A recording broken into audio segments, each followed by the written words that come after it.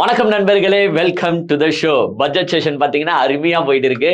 நேத்து மரிய வில்சன் அவர்கள் அந்த பொது பட்ஜெட்டை தாக்கல் செஞ்சாரு. நேத்துல இருந்து அதை போட்டு அடிக்கிறதே மக்கள் பார்த்தீங்கன்னா ரீல்ஸா பார்த்திருப்பீங்க. இன்னைக்கு நம்மளுடைய அமைச்சர் வினோத் அவர்கள் பார்த்தீங்கன்னா வேளாண் துறைக்கான பட்ஜெட்டை தாக்கல் செய்திருக்கிறார். ஆரம்பமே பாத்தீங்கன்னா அதிராட்டம் தான், அப்படியே அடிச்சு தூள் கலப்புறோம் பாருடா அப்படின்ட்டு பாத்தீங்கன்னா வினோத் ஸ்டார்ட் பண்ண நடுவுலயே பிரச்சனையும் ஸ்டார்ட் ஆயிடுச்சு. அதாவது பட்ஜெட்டை வாசிக்கும் போது உங்களுடைய முதலமைச்சரை பத்தி நீங்க ஒரு ஒரு 2 நிமிஷமோ 3 நிமிஷமோ புகழ்ந்து பேசுறது தப்பே கிடையாதுன்ற. ஆனா ஒரு 15 நிமிஷம் 20 நிமிஷத்துக்கு நான் புகழ்ந்து பேசிட்டு தான் பட்ஜெட்டுக்குள்ளேயே போவேணும் போது ஆப்போசிட்ல அமர்ந்துட்டு இருக்கிறவங்க எல்லாம் எதிர்கட்சி, அவங்க எல்லாம் நீங்க முதலமைச்சரை புகழ்ந்துட்டு இருக்கிறத பாப்பாங்களா? ஒரு 2 நிமிஷம் பாப்பாங்க. நீங்க 15 நிமிஷம் 20 நிமிஷம் பேசும்போது அவங்க எப்படி பொறுத்துப்பாங்க? உடனே அவங்க அமளி செய்ய, உடனே சபாநாயகர் என்ன பண்ணிட்டாருன்னா, எப்பா வினோத், நீ பேசுறது சரியில்லை, முதலமைச்சரை நீ புகழ்ந்துட்டு தான் இருக்கிற, நீ பட்ஜெட்டுக்குள்ள போக மாட்ற, அதனால தயவு செஞ்சு பட்ஜெட்டுக்குள்ள போ அப்படின்ட்டு சபாநாயகரே தடுத்து நிறுத்திருக்காரு. அப்ப பாத்துக்கோங்க எவ்வளவு குடைச்சலு. ஏங்க இதை டிவில உட்காந்து கேட்கிற நம்மளுக்கே எரிச்சலா இருக்கும் போது அங்க ஆப்போசிட்ல உட்காந்துக்கிற உதயநிதி ஸ்டாலினோ கே நேரியோ இல்ல எடப்பாடி பழனிசாமியோ ஆப்போசிட் மொத்த டீமை கொஞ்சம் நினைச்சு பாருங்களேன். உக்காண்டிக்கிட்டு மானே தேனே. ஏங்க எஸ், நான் ஒத்துக்கிறேன். திமுக ஆளுங்கட்சியா இருக்கும் போது கூட பாத்தீங்கன்னா ஒவ்வொருத்தர் வாசிக்கும் போது முதலமைச்சர் மு க ஸ்டாலினியோ இல்ல முன்னாள் முதலமைச்சர் கலைஞரோ புகழ்ந்து பேசிட்டு தான் ஆரம்பிப்பாங்க. அதே மாதிரிதான் அதிமுகல எடப்பாடியாரையோ இல்ல அம்மையார் ஜெயலலிதாவையோ புகழ்ந்து பேசிட்டு தான் ஆரம்பிப்பாங்க. அது தப்பே கிடையாது. ரோஸ்ட் பிரேஸ் சப்ஸ்கிரைபர்களுக்கு வணக்கம். கடுமையான நெருக்கடியில தான் உங்களுக்கு தொடர்ந்து வீடியோ போட்டுட்டு இருக்கோன்று உங்களுக்கும் நல்லாவே தெரியும். நம்முடைய சேனல் வளர்ச்சிக்கு உங்களுடைய பங்களிப்பு கொடுக்கணும்னு நினைச்சீங்கன்னா இந்த QR கோடு மூலமாக உங்களுடைய பங்களிப்பை நீங்க கொடுக்கலாம். நன்றி. ஏங்க திமுக காரங்களும் அதிமுக காரங்களும் மக்களுக்கு எதுனா நல்லது செஞ்சிருக்காங்க. இப்போ கலைஞர் அவ்வளவு திட்டங்களை கொண்டு வந்திருக்காரு. சோ படிக்கிறதுக்கு முன்னாடி இவங்க கலைஞரின் பெருமையை சொல்லிட்டு படிப்பாங்க. மு க ஸ்டாலினும் பாத்தீங்கன்னா அவ்வளவு திட்டத்தை கொண்டு வந்திருக்காரு. சோ படிக்கிறதுக்கு முன்னாடி அவரை புகழ்ந்து பேசுவாங்க. அதே மாதிரிதான் அதிமுக காரங்களும் அம்மையார் என்னென்ன செஞ்சிருந்தாங்களோ அதை புகழ்ந்து பேசிட்டு ஸ்டார்ட் பண்ணுவாங்க. ஏங்க இங்க உக்காந்துங்கிற மனுஷன் ஆட்சிக்கு 85 நாள் தான் ஆகுது. சரி, இந்த 85 நாளுக்கு முன்னாடியாச்சு இந்த மனுஷன் மக்களுக்கு ஏதாவது நல்லது செஞ்சிருக்கிறாருன்னா 1% கூட கிடையாது. அவர் செஞ்சிருக்கிற ஒரே நல்லது என்ன? படத்துல நடிச்சிருக்காரு. படத்துல நடிச்சு அந்த ஆடியன்ஸை கவர் பண்ணிருக்காரு தவிர்த்து அதை மீறி ஒரு நல்லதுமே அவர் செஞ்சது இல்ல. கெட்டதுன்னு பாத்தீங்கன்னா தீங்கு நிறைய செஞ்சிருக்காரு. உதாரணத்துக்கு கரூரை 41 பேரை காலி பண்ணியாச்சு. சோ இந்த மாதிரி செய்த ஒரு மனிதனை இல்ல மக்களுக்காக ஒரு 100 போராட்டத்துல பங்கேற்றிருக்காரு, மக்களுக்காக சிறை சென்றிருக்காரு அப்படின்னா இவரை நீங்க புகழ்ந்து பேசிட்டு பட்ஜெட்டை ஸ்டார்ட் பண்றது தப்பில்லைன்ற நானே சொல்றேன். எஸ், ஏங்க அவரை தடுத்து நிறுத்துறீங்க? அவரு விஜய் பண்ண பெருமையெல்லாம் பேசிட்டு ஸ்டார்ட் பண்ண போறாரு, அதுல என்னங்க தப்புன்னு ஸ்டார்ட் பண்ணலாம். இந்த மனுஷன் ஒண்ணுமே பண்ணல. ஒண்ணுமே பண்ணாத மனுஷனுக்கு நீங்க ஏதாவது பண்ண மனுஷனுக்கு பில்டப் கொடுக்கறதாச்சும் ஓகே. ஒண்ணுமே பண்ணாத மனுஷனுக்கு நீங்க பில்டப் கொடுக்கும் போதுதான் அங்க பிரச்சனை வருது. அதுவும் பில்டப்னா என்ன மாதிரி பில்டப்னு பாத்தீங்கன்னா, இவர் பேசும்போது சொல்றாரு, யாரு இந்த வேளாண் துறை அமைச்சர் பேசும்போது சொல்றாரு, கோட்டு சூட் அணிந்த விவசாயி நீங்கள். எங்க மக்களே கேட்டோம், கோட்டு சூட் அணிந்த விவசாயி நீங்கள்னு யார் பேசுறா? வேளாண் துறை அமைச்சர் பேசுறாரு. பிகாஸ் இது அக்ரிகல்ச்சர் சம்பந்தப்பட்ட பட்ஜெட். இதே நான் கேட்கிறேன், நாளைக்கு அமைச்சர் விக்னேஷ், அதாவது நம்ம மதுவிலக்குத்துறை அமைச்சர் இருக்காருல்ல, அந்த விக்னேஷ் அவர்கள் ஏதாவது படிக்கும் போது கோட்டு சூட் அணிந்த குடிக்காரன் நீங்கள் சொன்னா நல்லா இருக்குமா? ஏங்க நான் கேட்கறது நியாயம் தானே? ஒரு அக்ரிகல்ச்சர் பத்தி படிக்கும் போது உடனே நீங்க கோட்டு சூட் அணிந்த விவசாயினும் போது, நாளைக்கு மது சம்பந்தமா ஒரு அமைச்சர் பேசும்போது கோட்டு சூட் அணிந்த குடிக்காரன் நீங்கள்னு சொன்னா ஏற்புடையதா இருக்குமா? எதுக்கு இந்த வெட்டி பில்டப்? விவசாயத்தை பத்தி விஜய் அவர்களுக்கு எதுனா தெரியுமா? ஏங்க ஜெயலலிதாவா இருக்கட்டும், எடப்பாடியா இருக்கட்டும், கலைஞரா இருக்கட்டும், மு க ஸ்டாலினா இருக்கட்டும், ஏங்க அட்லீஸ்ட் அந்த வேட்டி சட்டியை கட்டிக்கிட்டு போயிட்டு அவங்க உண்மையாலே விவசாயம் பண்ணாங்களோ இல்லையோ அட்லீஸ்ட் அந்த விவசாய நிலங்களுக்காச்சும் போயிருப்பாங்க. அட்லீஸ்ட் ஒரு 4 நெல்லு கட்டியாச்சும் தூக்கி இப்படி வச்சிருப்பாங்க. அட்லீஸ்ட் அந்த சேத்துலயாச்சும் அவங்க கால் பட்டிருக்கும். எது அவங்க ஆளுங்கட்சியா இருக்கும் போதாச்சு சீஃப் மினிஸ்டர்ன்ற ரேஞ்சில ஏதாவது சிவப்பு கம்பளம் கிம்பளம் போட்டு அப்படி சும்மா போய் போஸ்ட் கொடுத்துட்டு வந்திருப்பாங்க. பட் ஆளுங்கட்சியா இல்லாம எதிர்கட்சியா இருக்கும் போது ஏங்க கால் உண்மையாலேயே அந்த சேத்துக்குள்ளதான் இருக்கும். இதுதான் இயல்பு. அவங்கள விவசாயின்னு போர்ட்ரே பண்ணதாச்சும் ஓரளவுக்கு நியாயம், ரீசனா இருக்கும். இவரு அந்த விவசாயிகளையும் பார்த்தது கிடையாது. எது விவசாயிகள் பயிர் கடன் தள்ளுபடி என்னையா முழு பயிர் கடன் தள்ளுபடி பண்றேன்ட்டு இப்ப 50,000 75,000 இது பண்ணிட்டு இருக்கே அப்படின்ட்டு விவசாயிகள் போராடினாங்க. அந்த விவசாயிகளை கைது செஞ்சவர் இவரு. விவசாயிகள் வந்து காவிரியில இருந்து தண்ணி வரல, எங்களுக்கு அந்த காவிரியில இருந்து தண்ணி வரலன்னா இந்த டெல்டா சுத்தி இருக்கிற மாவட்டங்கள் விவசாயிகள் எல்லாம் கஷ்டப்படணும், விஜய் சார் ஆக்ஷன் எடுங்கன்னா அந்த விவசாயிகளை கூப்பிட்டோம், இவர் பேசல. சரி, இந்த விவசாயிகளுக்காக தண்ணீர் பிரச்சனைக்காக இவர் கர்நாடகா கிட்ட பேசினாரானா அதுவும் கிடையாது. சரி, விவசாயிகள் போராட்டம் பண்ண வந்தா அவங்களையும் கைது செஞ்சாரு. நீங்க எப்படி கோட்டு சூட்டான் இந்த விவசாயியா இருப்பீங்க மிஸ்டர் விஜய் சார்? வேணா பாருங்க, வேணும்னா சொல்லலாம் கோட்டு சூட்டான் இந்த குடிக்காரன் நீங்கள் வேணா சொல்லலாம். ஏன்னா நிறைய பேர் வந்து சொல்றாங்க அவர் வந்து ஆல்கோஹால் ட்ரிங்க்ஸ் பண்ணுவாருன்னு சொல்றாங்க. அது நம்மளுக்கு உண்மையான்னு தெரியாது. ஏன்னா உங்க ஃபேஸை பார்த்தா குடிக்கார மாதிரிலாம் தெரியல, நல்ல மனுஷன் மாதிரி தான் தெரியுறீங்க. பட் சில பேர் சொல்றாங்க. அப்படி இருக்கும்போது அது சொன்னா ஏற்புடையதா இருக்குமா? ஏத்துக்க மாட்டோம்ல. அப்ப அதே மாதிரி கோட்டு சூட்டான் இந்த விவசாயி நீங்கள்னு பட்ஜெட்டை ஸ்டார்ட் பண்றதுக்கு முன்னாடியே ஒரு 30 நிமிஷம் பேசினா யாருன்னா இதை ஏத்துப்பாங்களா? அதனாலதான் எதிர்கட்சிகள் அமளி செய்ய, இவர் வந்து அப்புறமா சபாநாயகர் தடுத்து நிறுத்த, சரிப்பா நான் பட்ஜெட்டுக்குள்ளேயே போறேன் அப்படின்ட்டு இவர் வந்து பட்ஜெட்டுக்குள்ள ஸ்டார்ட் பண்ணி போக ஆரம்பிச்சுட்டாருங்க. எப்படி இருந்தாலும் இந்த பட்ஜெட்லயும் இவங்க தேவையில்லாத ஆணியை தான் புடுங்க போறாங்க. இல்லைன்னா திமுகவும் அதிமுகவும் இந்த இவ்வளவு வருஷங்களாக என்னென்ன அலோகேட் பண்ணியிருந்தாங்களோ அதையே வந்து பேரை மாத்தி ஒரு கட் காப்பி பேஸ்ட் பண்ணி இந்த கல்யாணத்துல எல்லாம் பாத்தீங்கன்னா, டேய் அவன் எவ்வளவு நம்மளுக்கு மொய் வச்சான், அண்ணே 500 ரூபாய் வச்சிருக்கானே, அப்போ நம்ம 501 ரூபாவா வைப்போம்டா. அது பார்த்துருக்கீங்களா? அந்த வழக்கம் பார்த்துருப்பீங்க. அவங்களோட ஒரு 100 ரூபாய் 200 ரூபாய் ஜாஸ்தியா வைப்பாங்க. அதே மாதிரி திமுகவும் அதிமுகவும் அந்தந்த இதுக்கு எவ்வளோ அலோகேட் பண்ணாங்களோ அதை விட ஒரு 1 கோடி 2 கோடி 10 கோடி எக்ஸ்ட்ரா வச்சு இன்னைக்கு பட்ஜெட்டை தாக்கல் செய்வாங்க. பாதி அந்த திட்டங்கள் காணாமையும் போயிடும். இது திமுக அதிமுகவை கொண்டு வந்த திட்டங்கள் பாதி காணாமையும் போயிடும்.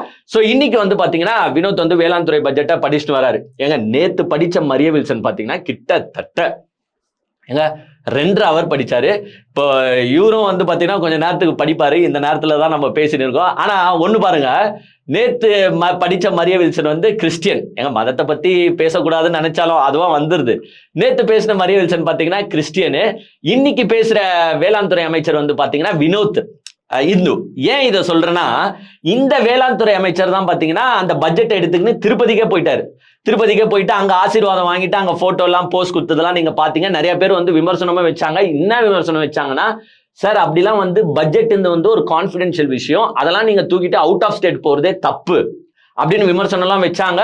பட் இருந்தாலும் இவங்க மேல என்ன விமர்சனம் வச்சாலும் இந்த காதலை வாங்கிட்டு அந்த காதலை தள்ளுவாங்க. யாரும் ஆக்ஷன் எடுக்கிற மாதிரி எல்லாம் இருக்காதுன்னு வச்சுக்கோங்க. அந்த வினோத் அவர்கள் போனதுக்கும் வந்து சில பேர் வேற ஒரு கருத்தும் சொன்னாங்க. என்னன்னா, நீங்க அதை எடுத்துட்டு போய் சாமி முன்னாடி வச்சா ஒண்டி நான் பட்ஜெட் சிறந்து விளங்க போதா, இல்ல விவசாயிகள்லாம் நல்லா வாழ போறாங்களா, ஏன் இப்படி மூட நம்பிக்கையோட இருக்கீங்க அப்படின்னு வந்து பாத்தீங்கன்னா அந்த இந்து அமைச்சரை பார்த்து நம்ம எல்லாருமே கேட்டோம். நேத்து தாக்கல் பண்ண மரிய வில்சன் அவர் கிறிஸ்டியன். அவர் என்ன பண்ணாருன்னு பாத்தீங்கன்னா ஜெபமாலையோட வர்றாரு. இது பட்ஜெட்டு, அதுல வந்து ஜெபமாலையை வச்சுக்கிட்டு என்னமோ ஒரு பக்திமான் வருவாங்க பாருங்க. இந்த பிரச்சனையை ஏங்க நான் கிறிஸ்டியனுங்க, அதனால நான் கிறிஸ்டியனை கலாய்க்கலாம், ஒன்றும் தப்பு கிடையாது. இந்துவை கலாய்ச்சாதான் அது தப்பா சொல்லுவாங்க. ஸோ கிறிஸ்டியனை கலாய்க்கலாம், ஒன்றும் தப்பு கிடையாது.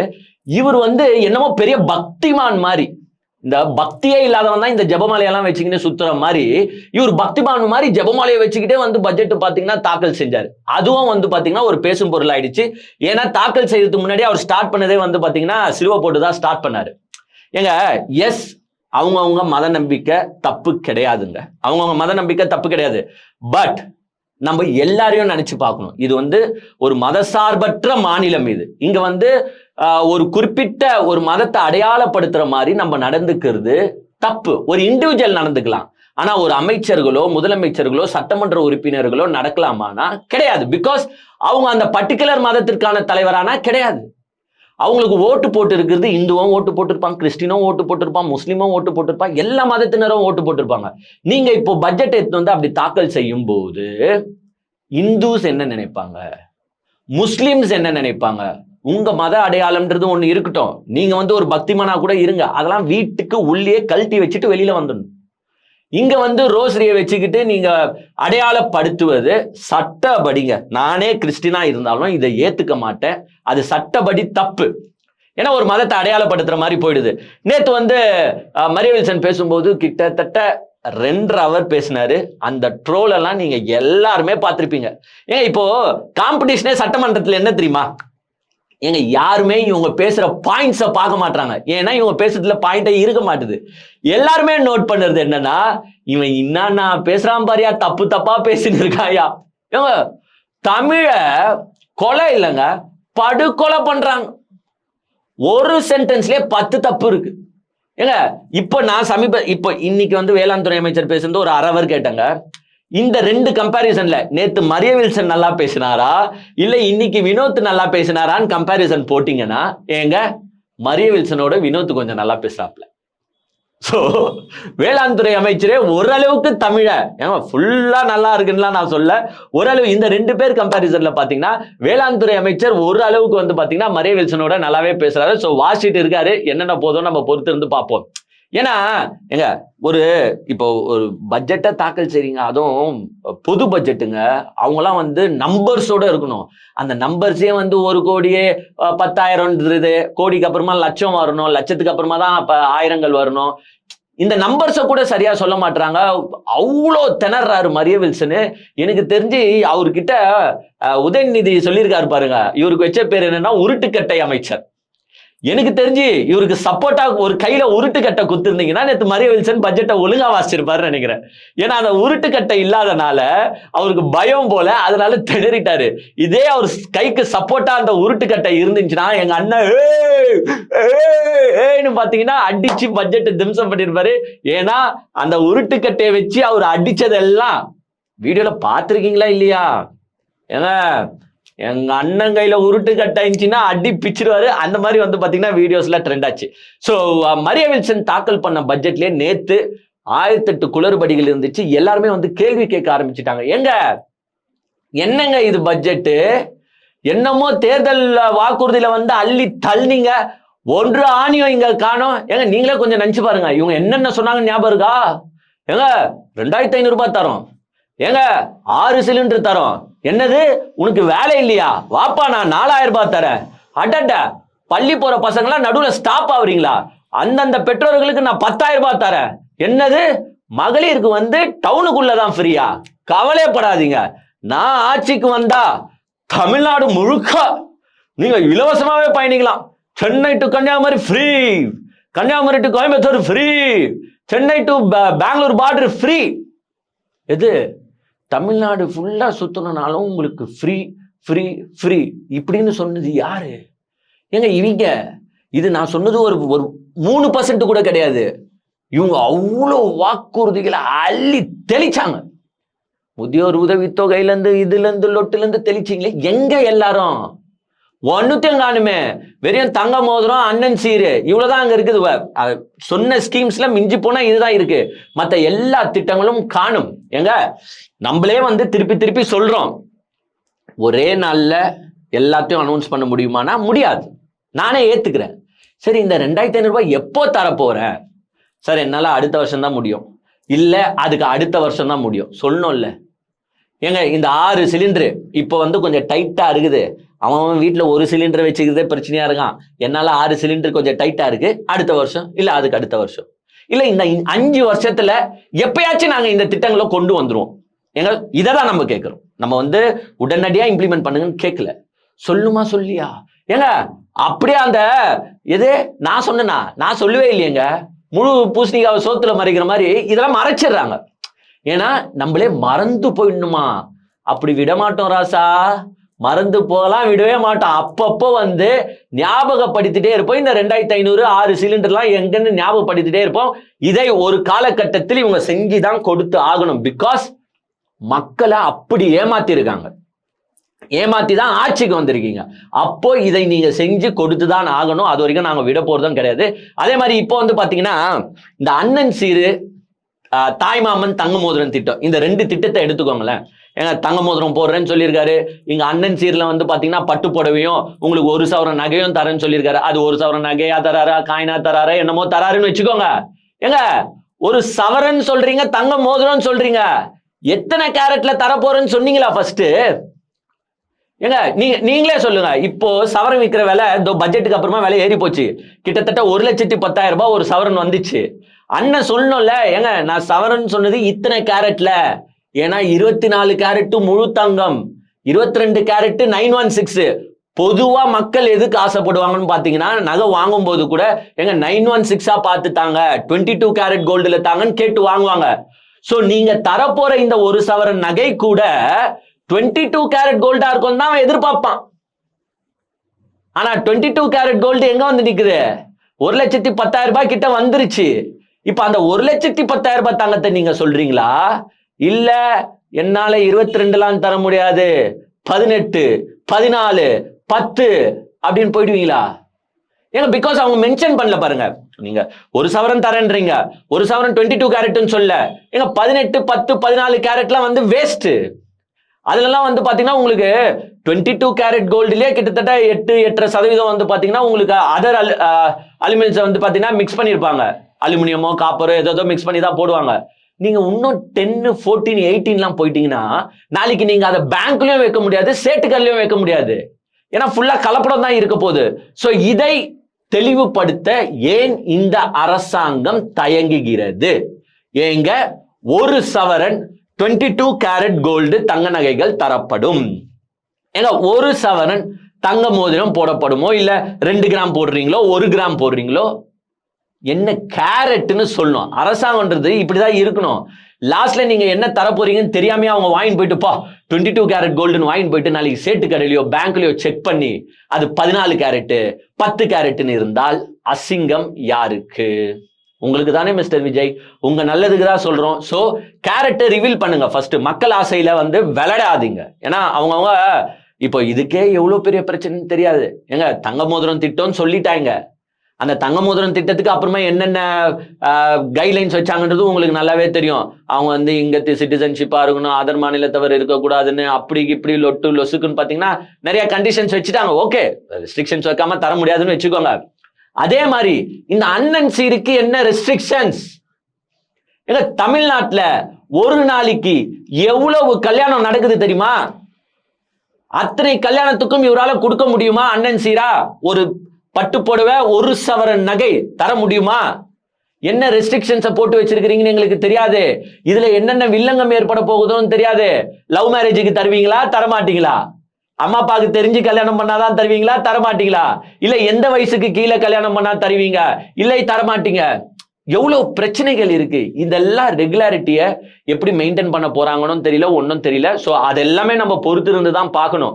இந்த திட்டங்கள்லாம் வெற்றி அடைய வைக்க முடியுமா இவர்களால்? ஏங்க இதே டிஎம்கேவோ ஏடிஎம்கேவோ இருந்திருந்தால் பிரச்சனையே இல்லை. பிகாஸ் அவங்களுக்கு தெரியும் எப்படி கண்டிஷன்ஸை லே அவுட் பண்ணுறது, எப்படி ஃபாலோ பண்ண வைக்கிறதுன்றது தெரியும். பட் இவங்களுக்கு சிம்பிளி வேஸ்ட்ன்ற மாதிரி செயல்பட்டு இருக்காங்க. இவங்க என்னத்தை ஃபாலோ பண்ண போறாங்கன்னு தெரியல. அதே மாதிரி நேற்று ஒரு விஷயம் நோட்டீஸ் பண்ணீங்களா? எல்லாமே அந்த திட்டத்தோட பேர் பாருங்களேன். இப்ப தங்க மோதிரம், அண்ணன் சீரி, இதை இப்படி ஓரமா விட்டுருங்க. சில திட்டங்கள்லாம் வச்சிருக்காரு. வெற்றி மடிக்கணினி திட்டம்.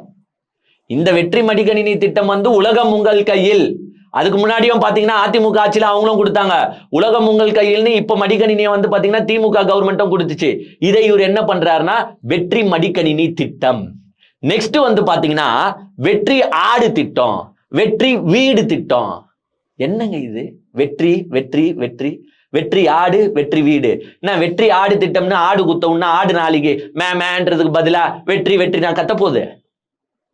ஏங்க வெற்றின்ற வார்த்தையை எங்கெல்லாம் யூஸ் பண்ணலாம்? ஏங்க இப்போ உதாரணத்துக்கு வெற்றி மடிக்கணினி திட்டம்னு வச்சிருக்கீங்க.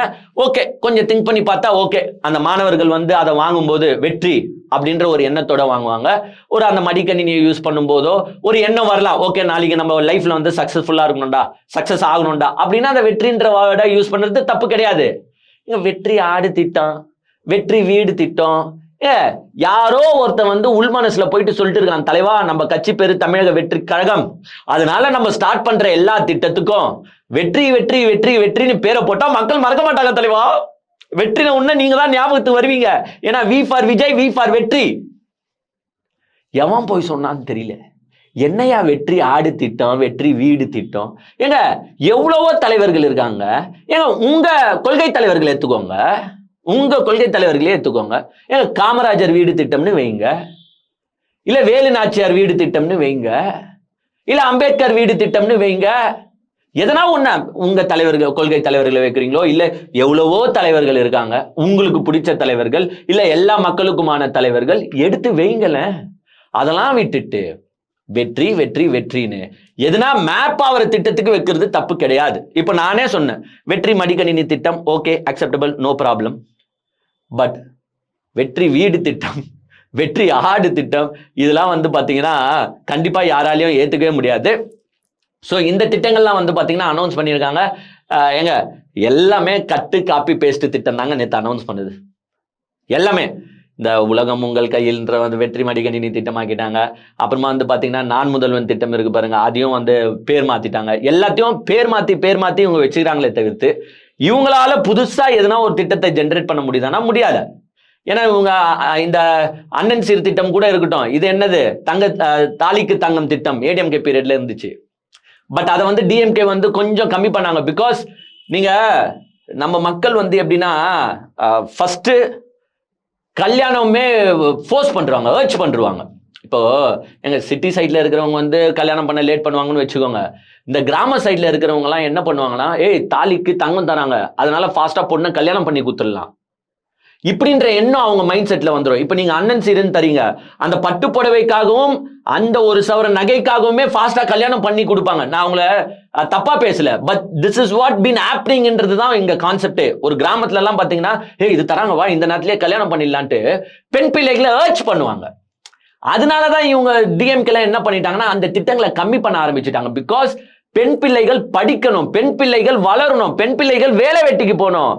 இந்த மாதிரி திட்டங்கள் வந்து பெண் பிள்ளைகளை உடனடியாக கல்யாணம் பண்ண வச்சிடறாங்க பெற்றோர்கள். அதனால அந்த திட்டத்தை கொஞ்சம் டவுன்ஃபால் பண்ணுவோம் அப்படின்னு தான் அதெல்லாம் கம்மி பண்ணி வச்சிருந்தாங்க. ஆனா இவர் திருப்பியும் வந்துட்டு அண்ணன் சீர்திட்டம்னு இதை ஸ்டாப் பண்ணி விடுறாரு. இதால பெண் பிள்ளைகள் பாதிக்கப்படுவாங்களா இல்லையா நீங்க சொல்லுங்க? அவங்க வந்து நாளைக்கு படிச்சுட்டு எதுனா வேலை வெட்டிக்கு போகலான்னு நினைப்பாங்க. ஆனா இப்ப என்ன ஆயிடும், ஏதோ ஒரு வகையில கவர்மெண்ட் கொடுக்குது இல்ல, இந்த நேரத்திலேயே நம்ம இவனுக்கு கல்யாணம் பண்ணி விட்டுருவோம் வா. கரெக்டா இல்லையாங்க? நடக்குமா நடக்காதா? சோ இந்த மாதிரி திட்டங்களை அரசாங்கம் கொஞ்சம் கம்மி பண்ணிக்கணும். இதெல்லாம் வந்து என்கரேஜ் பண்ணக்கூடாது. அதே மாதிரி சொல்லியிருக்காரு பாருங்க, வேலை இல்லாத பட்டதாரிகளுக்கு நான் 4000 ரூபாய் தரேன். என்னங்க அது ஸ்கீமு? ஊர் உலகத்துல தமிழ்நாட்டுல எவ்வளவு பேர் வேலை இல்லாம இருக்காங்க தெரியுமா? ஒருத்தனுக்கு 4000 ரூபாய் தர முடியுமா உங்களால? எங்க அடிச்சு தள்ளணும், அடிச்சு விட்டுட்டு போயிட்டாரு. இப்ப அதெல்லாம் வந்து உட்காந்து யோசிச்சா, இவரு வாக்குறுதி கொடுத்த ஸ்கீம்ஸை யோசிச்சா இவருக்கே தலைவலிக்கும் போல. இதுல இன்னொன்னுங்க, நான் நேத்து ஒண்ணு நோட்டீஸ் பண்ண, அதை சொல்லாம மறந்துட்டேன் உங்களுக்கு. அதாவது இன்னில இருந்து யாருக்கு நல்ல செய்தியோ இல்லையோங்க, குடிமகன்களுக்கு இன்னில இருந்து நல்ல செய்திங்க. அதாவது ஆன்லைன் புக்கிங்ஸ் வந்து பாத்தீங்கன்னா அறிமுகப்படுத்துறாங்க. நீங்க வந்து போயிட்டு டாஸ்மாக்ல இப்ப குடிகாரங்களாம் வந்து பாத்தீங்கன்னா சில டைம் இந்த 8 to 10 மணி வரைக்கும் பாத்தீங்கன்னா டாஸ்மாக் வந்து கிரௌட் ஆயிடுதுங்க. ஏங்க அரசாங்கம் எவ்வளவு தொலைநோக்குல யோசிக்குது பாருங்க. ஒரு சாயங்காலம் 8 to 10 போது டாஸ்மாக் கிரௌட் ஆயிடுது. பாவம் குடிமகன்கள் போயிட்டு அந்த லைன்ல நின்று வரிசையில நின்றுன்னு அப்படியே கும்பல்ல வந்து அவங்க நிக்கிறது வந்து அரசாங்கத்துக்கு வந்து பொறுக்கல. பாவம் அவங்க கால் கடுக்க நிக்கிறது விஜய் சார் ஃபீல் பண்றாருங்க. ஒரு காமெடி கூட வரும் பாருங்க, ஆட்டோ மேல கால் வச்சா என் மேல கால் வச்ச மாதிரிடான்னு. அதே மாதிரி குடிகாரங்க கால் கடுக்க நிக்குது, விஜய் சாருக்கு கால் வலிக்குது போல. அதனால என்ன பண்ணிட்டாருன்னு பாத்தீங்கன்னா இன்னில இருந்து ஆன்லைன்ல புக் பண்ணிக்கலாம். அதாவது நீங்க ஆன்லைன்ல புக் பண்ணி பே பண்ணிட்டீங்கன்னா ஸ்ட்ரெயிட்டா அங்க போயிட்டு அந்த ரிசிப்டோ காட்டினா அவங்க சரக்கு உங்ககிட்ட குத்துருவாங்க. ஏன்னா நீங்க நிக்கிறது அவருக்கு பிடிக்கல.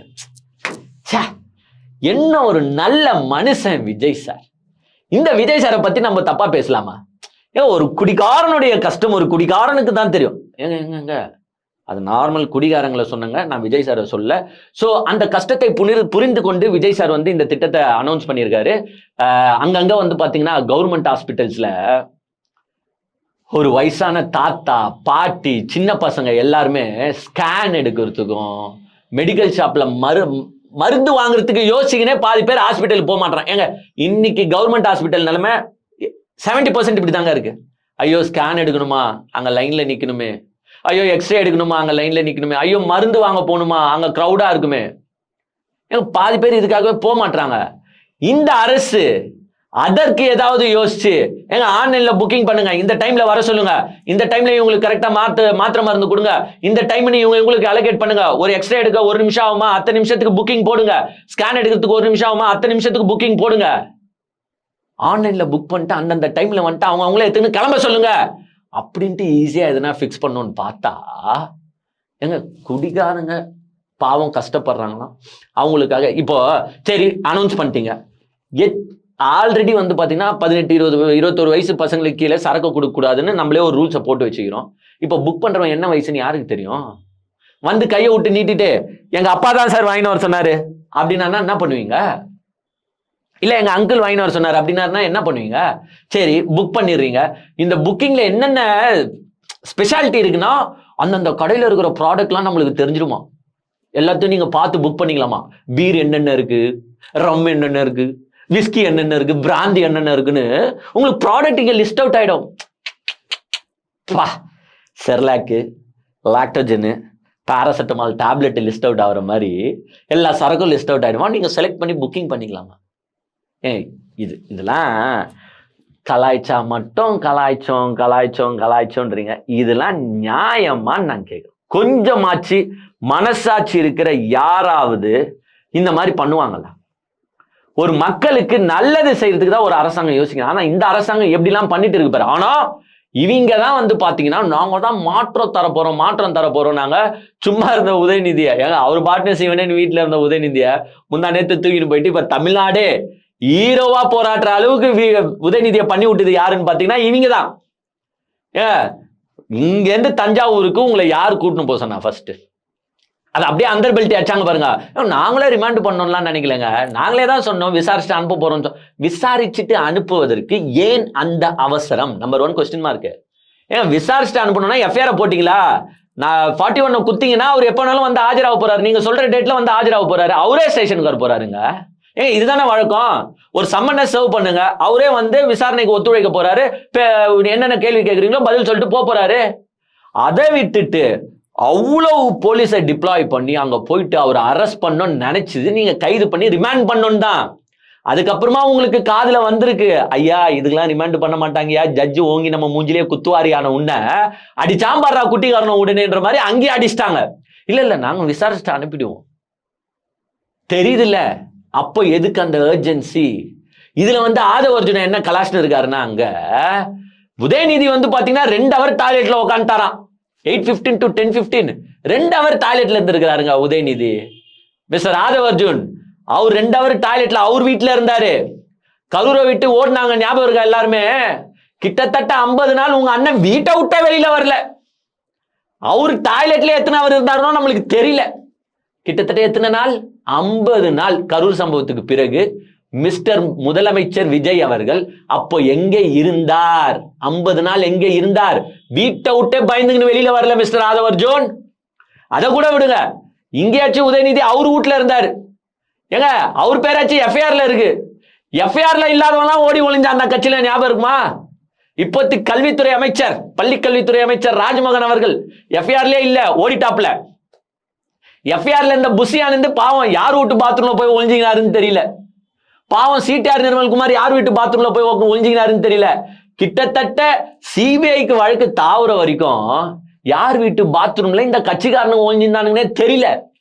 இவங்கெல்லாம் வந்து என்ன சொல்றாங்கன்னா உதயநிதி பாத்ரூமில் ஒளிந்து கொண்டிருந்தார் 2 ஹவர். ஏங்க அவரு வீடு கேஸ் வந்து ஹைகோர்ட்ல வந்து ஒரு பெட்டிஷன் போட்டிருக்காங்க, அதோட ரிப்ளை வர வரைக்கும் வெயிட் பண்ண சொன்னாங்க. அவ்வளவுதான்.